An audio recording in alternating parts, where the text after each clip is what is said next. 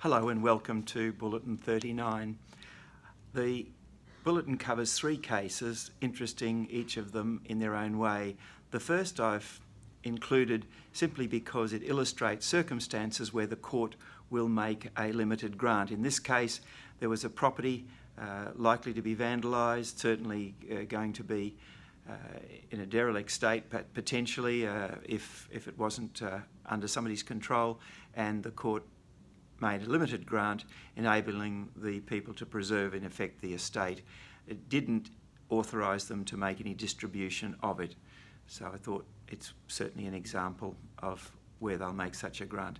The second is a case of an estate which has been around for quite some time, Wendy Gwynn Price. It's the third case involving the estate that the court's heard.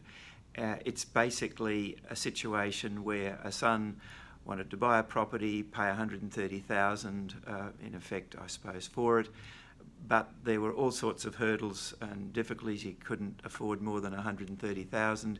He'd run up considerable legal fees, and one of the things that I thought was relevant and just timely to remind us all, and that is he failed to produce evidence that his previous solicitor had or would consent to a lien that he had. This is the solicitor had over the property. It, to me, highlights the need to always consider what the court is reasonably likely to require or expect, and to make sure the evidence is there to support the outcomes that you want by way of your court order. The final one is a construction case, which really is very interesting.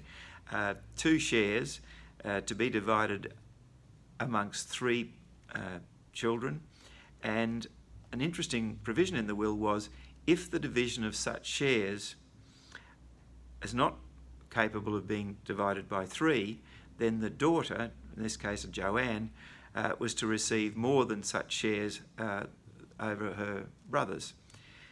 And as 2 shares were not divisible by 3, she said, I should get all of the shares, or the 2 shares.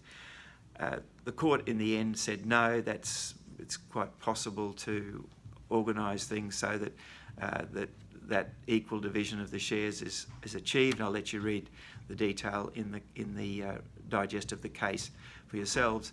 But what it did beg the question for, in my mind, is why had not in the estate planning there'd been a share split or a share division, so that in effect the 2 shares were subdivided into 6 and therefore could be equally divided amongst the 3 children.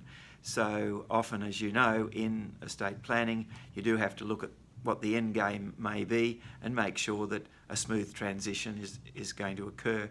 So perhaps it was a homemade will, I don't know, but clearly did highlight the need to look in terms of what the will disposition is going to be, and make sure that you've got the right number of shares so that can be done equally and easily, and a share split is often the way to do that. Thank you.